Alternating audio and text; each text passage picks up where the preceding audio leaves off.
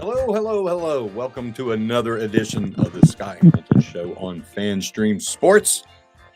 Glad you're stopping by. We are getting closer to week 3 of the college football season. The only caveat, if we could call it that, is that there aren't any games featuring ranked opponents versus ranked opponents, but still some incredibly compelling matchups that should have implications going on down the road.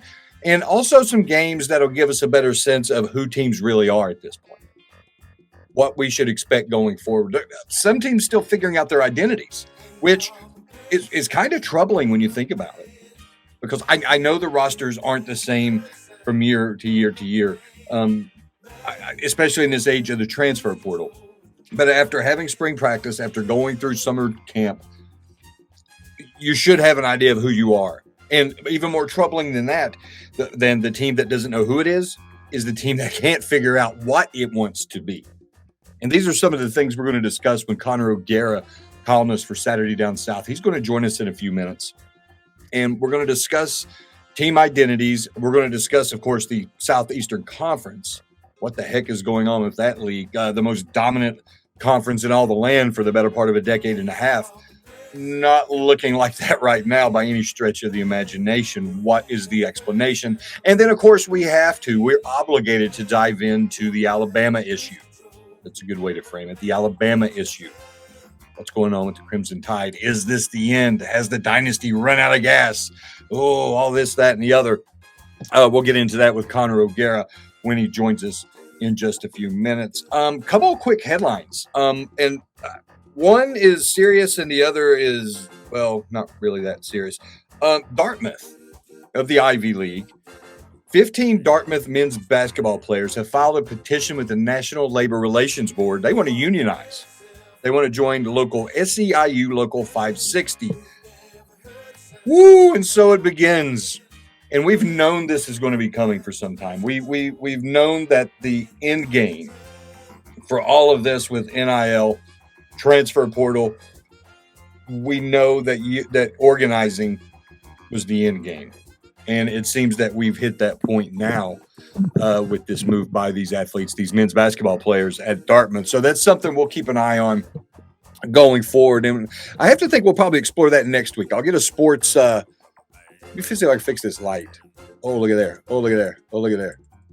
That's a little better. It's still bright. I'll get a sports law expert to come aboard. I've got a couple in mind. I'll reach out to them and we'll explore this topic at length. I mean, what does it mean going forward?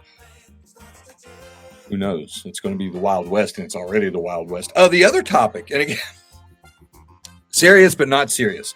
We discussed a little bit earlier this week about Matt Rule defending himself, saying that he was not throwing shade at Deion Sanders, this, that, and the other. And Deion, of course, saying right out of the gate after they beat TCU, he keeps receipts, and all the people who doubted them and all the detractors, he proved them wrong, and they're gonna get their comeuppance. Well, more beef, and it has to do with this week's game. Colorado State and Colorado in-state game, both game day and Fox's big noon kickoff shows. They're going to be there. They're going to be on site at the same time for this game. Colorado State head football coach Jay Norvell criticizing Deion for the hats and the sunglasses and not taking them off. And I'm going to make sure I don't misquote him. And he talks about basically his mother telling him, or he would take his hat off for his mother. He would take his sunglasses off for his mother. Okay. I'm trying to find it exactly because I want to make sure I get this quote exactly right. Either way, he dissed Deion, saying, it's disrespectful to keep your hat and your sunglasses on when you go and you greet an opponent. Primetime coming back at him, being primetime. I'm a grown man. Don't tell me what I'm supposed to wear and what I don't supposed to wear, please. Woo! How's that pregame handshake going to be? How frosty will it be on Saturday when they play at Folsom Field in Boulder, Colorado? I'm going to quickly look up the spread for this. And again, I apologize for not having this thing quite buttoned down, but let's take a quick look at the spread on this. Right now, Colorado 24-point favorite. That's a 10 o'clock Eastern time kickoff, ESPN. So they're doing both pregame shows from the site of this game, which will not kick off until 10 o'clock Eastern time. Wow. The primetime effect. The prime effect, I guess they're calling it. And I still want to explore how this has impacted applications at Colorado. Have they seen a bump in students, not student athletes, but students, people who just say, oh man, that looks so cool. I think I want to go to Boulder and go and study. What kind of bump have they seen so far? Again, I've got some homework to do, but we've got a wonderful interview with Connor O'Gara coming up of Saturday Down South. We're going to swing our way around the Southeastern Conference, explore some topics, and talk about a couple of coaches, not Nick Saban, but we will discuss Nick Saban. A couple of coaches who might be feeling a little bit of heat after only 2 weeks.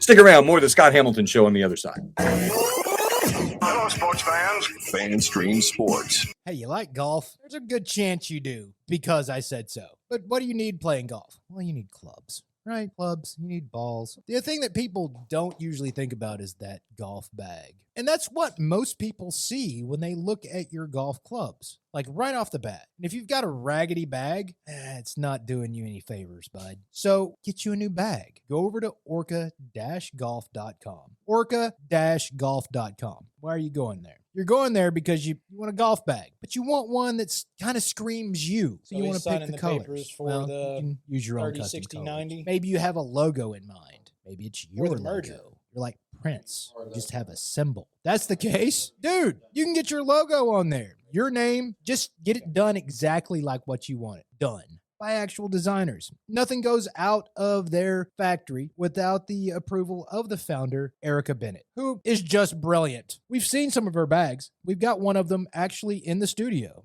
You know what? Dude, it looks good. If you want other people to look at your golf setup and go, man, that just screams Frank. You want that? Then go over to orca-golf.com. Do yourself a favor and use the promo code DSP10 for 10% off and free shipping. I'll say that again, DSP10 for 10% off and free shipping. So do it today, because Orca Golf is the best choice in the game. Hi, golfers. IndyCar Tim here. I want to talk to you a little bit about Golf Central Magazine. It's not just a golf magazine. It's the magazine for everything: turf, travel, philanthropy, and lifestyle. Head over to golfcentralmag.com and check out the latest issue. Some of the regular features in Golf Central Magazine: the Golf Bachelorette of the Month, the Golf Bachelor of the Month, the Golf Cart Girl of the Month, Golf History, Grip It and Sip It. So head over to golfcentralmag.com. It's free. It's the magazine for everything: turf, travel, philanthropy, and lifestyle. Golf Central Magazine at golfcentralmag.com. We'll see you there. All right, guys, time to talk a little bit about Turf Life. You've seen the hats on our heads. You've been or seen the video of the studio. You've seen that the decals are all over the place. Turf Life. Man, it's the brand that salutes the consumer and industry players everywhere whose lives involve turf. What does that mean? That means if you play or have a business, or, maybe you're a sports educator, you're going to be on turf at some point. So you live the turf life. So go ahead and tell everybody you live the turf life by having your Turf Life window decal, or, the hat, or the keychain, or the something. Along that lines, just go to turflifeclub.com and become a turf head. That's what it's called when you live the turf life. You're now a turf head. And you can go join the club today, snag that window decal, or snag any other special Turf Life accessories, and go over there to that website, which is turflifeclub.com, and get your stuff and show everybody that, man, I'm all about that turf life. And then you just kind of raise your coffee mug at them and go, yeah, turf life, baby. That's what it's about. And then that's the end of the commercial. Ding. That means it's done in microwave talk. Hey, listeners, make sure you check out the brand new FanStream Sports in-studio text line. You can reach us during any of our live shows or 24/7 at 214-937-0569. That's 214-937-0569. Text us 24/7, day or night, and we'll reply to you and make you part of the show. Coming back at you. Now, more FanStream Sports. Welcome back. Joining us now, he's a columnist, podcaster, does a little bit of everything for Saturday Down South. It's our buddy Connor O'Gara. Connor, long time no chat, and we were talking before we came on camera about life with you being a daycare dad now. What has been the biggest adjustment with that now that you have, I don't want to say you have your freedom, but you now have pockets of freedom? Yeah, pockets of freedom. Wherein, like before, like not to get too crazy in depth with this, but like maternity leave for my wife, she was on maternity leave for 10 weeks. I was on paternity leave for 3 weeks. And so that part, you're like, okay, so there's that transition of 7 weeks wherein I'm working from home and my wife is, in the other room taking care of our daughter. And that part is like, it's really stressful to not want to just like jump in and help and change a diaper here and like, help feed or whatever it is. But now transitioning to the daycare, yeah, we're just like always kind of waiting on pins and needles for them to call us and be like, oh yeah, she's sick today, she's got to come home or something like that. But we're hanging in there. It's good, man. It's kind of strange, like the days shift a lot, but yeah, we're, as long as they take very good care of her, and we get to be a little bit more fresh at night when she comes back. Yeah, but you've got that daycare expense now, so I can't keep you real long because you got to go make money. Right, make exactly. Money. It ain't cheap. It ain't cheap. Saturday Down South, one of my favorite publications out there. I love everything you guys do with the SEC. Sister publications, Saturday Road for the ACC, Saturday Tradition for the Big Ten. So just really outstanding work across the board. The Southeastern Conference, I don't know quite what to make of it, Connor. That's why we're chatting with you. It seems to me to be I don't want to say a transition season in the Southeastern Conference, but definitely some kind of transformation going on. Help me understand the struggles of the SEC so far as we head into week 3. It's a bad start. It's a really bad start for the SEC. 3-6 against Power 5 competition, but it's not just as simple as that. I think you look at some of the ways that these games have played out, and you're just like, oh man, Florida State just wrecked LSU. I was at that game in Orlando, and LSU didn't have a chance really in the second half of that one, especially after that pick that Jaden Daniels threw. Alabama losing at home by double digits to Texas. Like, what in the world's going on? Florida losing to a backup quarterback at Utah. Like, you can kind of go up and down. And I mean, South Carolina getting, I thought, blown out pretty handily by UNC. You look at all these games, you're like, man, those are significant victories. And you're not used to seeing the SEC really take it on the chin like that early on. And I don't think the SEC is really going to be able to recoup its reputation as the best conference in college football this year. Now, obviously, if the SEC puts the team in the national championship, nobody's going to be talking about like, wow, the SEC is like so unbelievably bad. I think this year is a little bit reminiscent of 2016, where Alabama was the best team in the SEC, heads and shoulders above everybody else. There just wasn't really that second best team in the SEC, and every other team in the conference lost at least 4 games that year. It feels like we're heading down that path, and Georgia is the team that would obviously represent the SEC, would be heads and shoulders above the rest of the conference. But even Georgia has gotten off to a couple of slow starts. So yeah, it's just been a really bad start, I think, for the SEC, and one that we're typically not used to seeing these days. Which storyline, though, we talk about Bama and, is this the end of the dynasty? Is it not the end of the dynasty? Georgia has yet to really be tested, but still doesn't quite look like what we're expecting. What storyline's got most of your attention? Would it be that opening loss that LSU suffered, or would it be what's going on at Florida? What are you really dialed in on right now? I think the LSU thing is, we should have probably expected this team to show a few more flaws than what the conversation was in the preseason. And not to pat myself on the back, because I get picks wrong left and right. But one of the things that I got a lot of pushback on in the preseason was, I said, I think LSU is going to lose 3 games on the season. I think they're going to lose 2 games in September. One of those games would be in the season opener. Now, I didn't think they were going to get blown out by Florida State the way that they did. But I think LSU, everybody expects this linear progression. And what some ignore oftentimes is, well, they still have deficiencies. And if they're going to turn their best asset, Harold Perkins, into an off-ball linebacker, and they're going to be experimenting with that during this start, wherein 4 of their first 5 games to start the year were against Power 5 teams with winning records last year. All of those teams returned their starting quarterbacks, and they're experimenting with stuff on defense. Like, I don't know. That to me is a huge liability, especially when we know what the secondary is dealing with. So yeah, the LSU thing is part of it, but obviously the conversation is all about Bama. It's all about, hey, is this the beginning of the end? first non-conference play loss since 2007. We're talking about a team that just does not get embarrassed like this. And it feels new because we had an entire offseason talking about, well, is Bama done, or is this going to be one of those years in which we pick against Bama, and then just like they did in 2009, just like they did 2012, 2015, we pick against them, and then they win the SEC, and then they win a national championship as well. And it doesn't appear like it's heading down that path. Everybody's trying to make of what exactly is going to happen with Alabama, quarterback situation especially, and whether or not this is the beginning of the end of their run of dominance. Yeah, it's surprising that you talk about a chain, that the quarterback chain has been broken in Alabama. But we brought up an interesting point earlier in the week about Drake May. Was Drake May decommitting from Alabama? Is he the reason that we can point our fingers at that being a deficiency with the Crimson Tide right now? I think they'd still have other issues. They had other issues with Bryce Young. I mean, like this was a flawed team last year. The last 2 years with Bryce Young as a starter, the stat that nobody wants to pay attention to is that Alabama, in those 2 years in which Bryce Young was the starting quarterback, they played 16 SEC games. 12 times they were in one-score games in the fourth quarter. And that's crazy. We're not used to seeing Alabama have to play 60-minute football games, but it felt like so many times they would play down to competition. And why is that the case? Well, it's because they had coverage busts in the back end. Oh, it's because they had issues with penalties. I mean, my gosh, Alabama being in the bottom 20 in college football each of the last 2 years in penalty yards, that used to be unheard of. And then you see the way that it played out this year against Texas as well. And it's an Alabama team that can't really hang its hat on anything. And so you look at this offensive line that was supposed to be a strength this year, and against Texas, I thought they got bullied at the point of attack, and they really struggled in the trenches.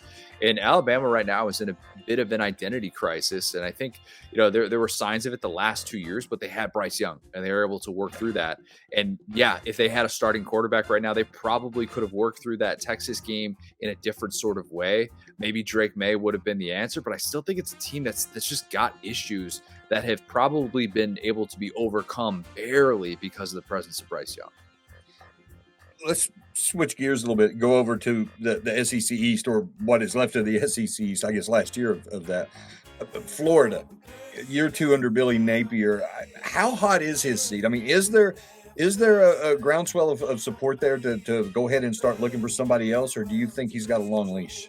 No, he's got a long leash. I got 31 million reasons why he's not going anywhere. I mean, the guy who hired him, Scott Strickland, is still employed at Florida. As long as he is still employed at Florida, to me, like this discussion that he's just going to be able to hire yet another football coach after he basically committed $60 million to Billy Napier. And the guy comes in and he preaches patience and this plan and this support staff that they beefed up. And they're going to be able to recruit and do this, this, and this. And Billy Napier's recruiting exceptionally well. If you look at the 2024 class, and obviously it didn't play out in 2023 the way they were hoping to with the Jaden Rashada mess and all of that. But still, like, he's kind of done what Dan Mullen couldn't do. The irony is that his struggles are now what Dan Mullen was so good at, and that's play calling, and that's managing an offense. And so I think the issue isn't like we need to not be so black and white with Billy Napier's job security. The issue is, what does it look like after this year? Because if you're trying to recruit at that level, and if you're trying to recruit top 5 classes, you cannot be the coach that is showing up on every single hot seat article in America, knowing as well that not only are you entering this new conference, this new world that the SEC is about to embark on, but you have what everybody is looking at right now as the most difficult schedule in college football. If you got everybody in the recruiting trail telling you, Billy Napier's not going to be around after year 3, that's the issue. That's the bigger issue, not so much whether or not he's going to last after, whether or not he's going to be able to come back in 2024. I think he's coming back in 2024 no matter what. But it's being able to start to get some of that support now, start beating these teams that maybe you're not supposed to beat, and get it so that you're not on every single hot seat list article that comes out next offseason. A couple of thoughts on that. I mean, going to Utah under any circumstances, that's tough sledding, no matter if their starting quarterback is there or not. And, and they ended up being the case. But also, I have to think that Billy Napier's situation exacerbated by what's going on in Tallahassee. Florida State looking like Florida State again. So, of course, that's got everybody chattering, Florida, what's Florida going to do to keep up? If I'm Billy Napier, and to your point, he's recruiting, he's building the foundation of a program, everybody needs to sit back and chill in Gainesville. That's the best thing they can do right now. Yeah, I agree, and I think they will. I think Florida fans have a little bit of a different approach, at least the ones that I deal with. I think they are kind of understanding that this was always going to be a long-term thing. This was never going to be an expectation where year 2 of the Billy Napier era, they were competing with Georgia for division titles and trying to get into the college football playoff. And last year, the 4-team system, like that was not going to be the case. I mean, I think that there's a different perception in terms of what Florida fans are expecting, and maybe I'm a bit naive in saying that, but I mean I live in the state and I have a lot of Florida fans in my life. I think that there is a little bit of a different sort of expectation externally in terms of what the Florida job is and everything that's associated with it. And if you're going to say we're going to be patient, then man, I think you're going to be willing to sit pat and understand that a 7-5 season, as long as you're recruiting well, it's not the end of the world. You know, and the one thing Billy Napier has going for him this week, he has an opportunity to flip that narrative with Tennessee coming back around. And you and I are of an age when we remember when that was perhaps the biggest game in the SEC each year for about, would you say 15 years? I mean, the Iron Bowl is the Iron Bowl, but the most meaningful game year in and year out always seemed to me to be Tennessee, Florida, because the winner of that game likely to win the SEC East and probably the Southeastern Conference. I got a confession for you. Oh, God. I'm 33 years old, man. The 90s were great. I've rewatched a bunch of those games. I've rewatched the 2001 Spurrier's last game in the Swamp. Fulmer goes in there. That's the last time that Tennessee scored more than 27 points in the Swamp, by the way, which is pretty amazing to think about in this day and age of offense. But I don't have those same feelings, and I'm 33. So if 18-year-old recruits have no idea what that looks like for this game to be the premier game that must see every single time, hey, a division title is at stake, this is a ticket to Atlanta that's going to be punched, then that's telling. And maybe one day we'll get back to that rivalry. But during that stretch of the 21st century, I mean, this has to be, gosh, if not the most favorable it's been for Tennessee, it's got to be one or two up there. Like, if not now, then when are you going to win in Gainesville? Because all the jokes that Spurrier used to make at Philip Fulmer's expense in the 90s when this rivalry was so unbelievably great, it feels like finally Tennessee is in a place where it should be able to clap back and take advantage of this window. We're joined by Connor O'Gara, Saturday Down South, putting me in my place, my generation. It was the game. It really was the game. And I would love to see that become important again. Just a couple more minutes, Connor, please. One thing I want to get from you, Ole Miss. Ole Miss undefeated so far. Jackson Dart looks like he's going to be the guy. Really a standout quarterback room, or at least we presumed it to be a standout quarterback room. Jackson Dart has separated himself from the pack. Went into Tulane, got a win. Tulane missing some pieces. I felt that Tulane was by far the most physical team, and Lane Kiffin said that as well. Can you see Ole Miss fixing that going forward and perhaps being the sleeper team in the SEC West? I don't think they'll be the sleeper team in the West. I think the pendulum is for Ole Miss will swing all over the place this year. I have them giving Georgia its toughest game of the regular season and also losing at home to Vandy. So I think the pendulum is going to be all over the place with them.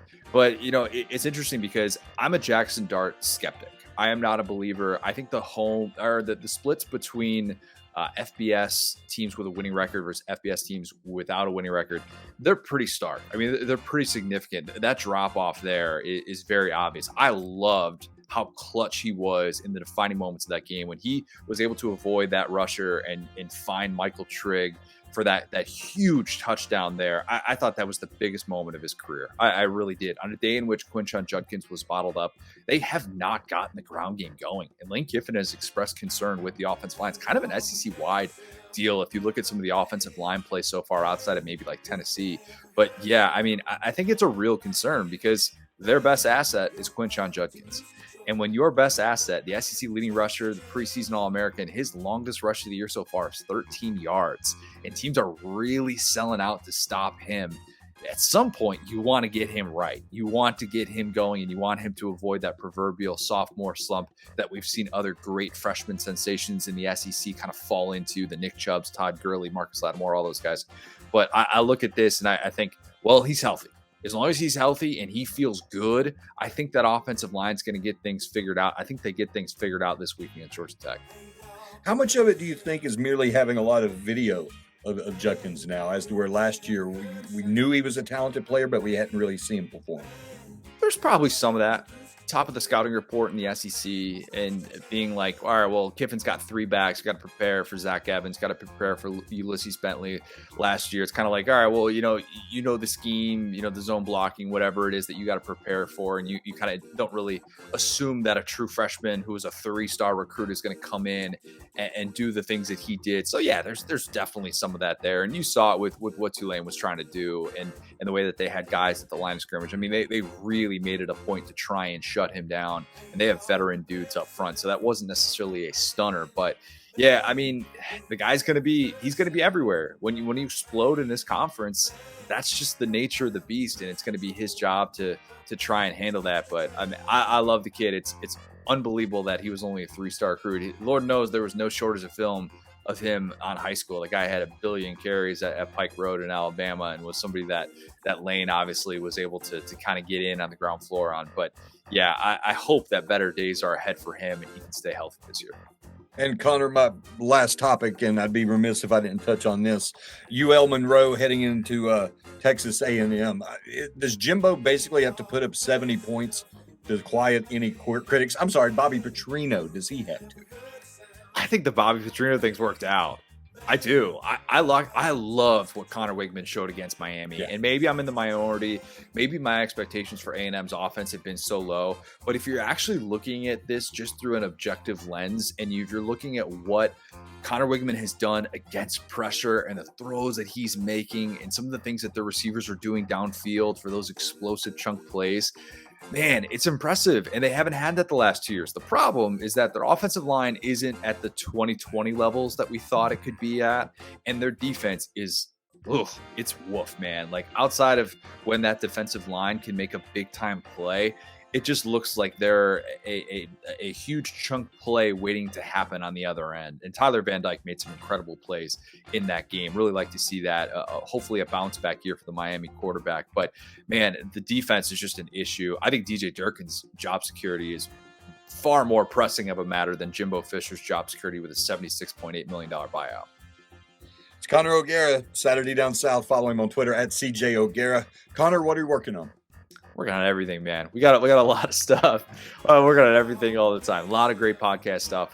Saturday Down South podcast. We actually had Laura Rutledge and Vera Felica on today's episode, and then we've got Marty Smith coming up next week. I think we're gonna get Tebow on coming up real soon here. So we got some A-list guests and then a ton of great stuff on SaturdayDownSouth.com with previews for Florida and Tennessee and all the great matchups that we've got this weekend. Matt Hayes does such a great job with 1st and 10. Matt Hinton as well with Money Down South. And our news team just is all over it. So they're going to keep you informed. I always tell people, if you want to just scroll a website and you don't want to work, just spend an afternoon clicking around on a bunch of different stories and be a more informed college football fan. SaturdayDownSouth.com is the best place to do that. I might or might not have done that a few dozen times. You're not alone. When we get a minute, I'm going to tell you about this golden era where we had shows like Seinfeld and Friends, and there was no DVR. I remember that. I remember that. And I love me some Darius Rucker. I grew up on Hootie and the Blowfish. That was what my parents listened to. If I think of music in 1995, I think of Hootie and the Blowfish and Spin Doctor. So I'm young, but I'm not that young. It's Connor O'Gara, Saturday Down South. Appreciate you coming on, brother. Thanks, man. All right, we're making the final lap of the Scott Hamilton Show. Wonderful chat with Connor O'Gara. I always enjoy my time with Connor. He knows the Southeastern Conference as well as anybody. His knowledge, unquestionable. His perspective very much appreciated by me. The Billy Napier question and part of our conversation I found to be really interesting. How patient can Florida be? And, Connor brought up some great points that they've got to be patient. It's year 2. He's building from the ground up because he's doing the one thing that Dan Mullen didn't do or refused to do or couldn't do, and that being recruiting. That he's bringing in good high school recruiting classes, the Rashada debacle aside. That takes time to grow. Not every guy who comes in is going to be ready to play after a year, or sometimes not even after 2 years. Particularly offensive linemen, you got to get them in the weight room. You got to get them eating at the training table. They have to just develop their bodies that mature naturally, especially when you're playing in the Southeastern Conference, the weekly rigors of that. But will they be patient enough? Because things are going to get exponentially more difficult in the Southeastern Conference starting next year with the arrival of Texas and Oklahoma. Things are going to continue to get hotter from an alumni perspective, a fan perspective, perhaps even an administrative point of view because of what's happening in Tallahassee. The renaissance, I guess, would be a good word for everything going on at Florida State. How much heat will that put on the people at Florida to have a winning program pretty quickly? The 12-team college football playoff could help things, but still, you've got to do better than you have been doing to even get into that, because there's going to be a lot of teams in the Southeastern Conference trying to get into that 12-team playoff, not just the conference champion. But it will afford an opportunity. If you get in that, that'll take a lot of heat off. So we'll just have to wait and see how patient Florida can actually be. The A&M issue, I don't care about the buyout at this point. If the bottom falls out, they go 5-7. They will get the money. What happened in Dallas with SMU has proven that. There's money in Texas to be had. A&M, look, and all those schools are so jealous of each other, or maybe that's not the appropriate word. They're so competitive with each other on the field, on the court, in the boardroom, on the golf course, in living rooms, you name it. The alumni, the boosters, and so forth are just uber competitive in all facets of life. If they want to get rid of Jimbo, they'll do what their counterparts in Dallas did at SMU to buy their way into the ACC. They'll cobble the money together. They'll cut him a check and say, peace out, dude. We're done with you. And honestly, if they've got the money to spend and they don't care to spend it, I couldn't blame them. It's their money. It's their money. If they're going to give it to the school and they want to use it like that, let them use it. Let them do it. It's not like he's producing, and it's not like he's been humble about anything. And you look at his record, he rode the back of Jameis Winston to get his national title. Jameis Winston, a generational quarterback. And the further they got away from that national title team, and the more things started to crumble, the more he started pushing off responsibility to the point that he left and went to A&M. He did. He left and went to A&M and left FSU in shambles. Willie Taggart. He should send Willie Taggart a check for the way he left the program. So I got thoughts on Jimbo, but we're going to wrap up this edition. Week 3 right around the corner. Some fantastic games. I can't wait. Questions, comments, complaints, suggestions, hit me up on X, Twitter. Scott H4456. The DMs are open. So if you have something to say, you have something you want to talk about, you have something you want to see on this program, maybe a guest you want me to try to go wrangle, feel free to hit me up and I'll give it a shot. Be sure to visit the FanStream Sports Facebook page. Give it a like, give it a thumbs down, whatever. Comment, tell us what you want to see. Just tell us what you want, because we're here to provide content for you, give you what you want, and to keep us going. So let's connect. Otherwise, until next time, be safe.